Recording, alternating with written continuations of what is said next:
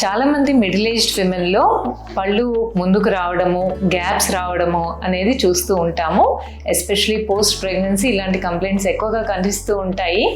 అయితే ఇలాంటి వాళ్ళల్లో మనం మొదటగా చేయాల్సింది ఏంటంటే గమ్ స్ట్రెంగ్త్ని ఇంప్రూవ్ చేయాలి. దానికి రెగ్యులర్గా ట్వైస్ డైలీ బ్రష్ చేయడము, స్కేలింగ్ చేసుకోవడము, అవసరమైతే కొన్ని గమ్ సర్జికల్ ప్రొసీజర్స్ చేయాల్సి ఉంటుంది. ఇది అయిన తర్వాత ఒకసారి ఫౌండేషన్ బాగా గట్టిపడిన తర్వాత ఆ డెవలప్ అయిన గ్యాప్స్ని, ఎత్తుగా అయిన పళ్ళని మనం బ్రేసెస్ కానీ క్లియర్ అలైనర్స్ అంటే ఇన్విజిలైన్ లాంటి అలైనర్స్ యూస్ చేస్తూ చక్కగా క్లోజ్ చేసుకోవచ్చు.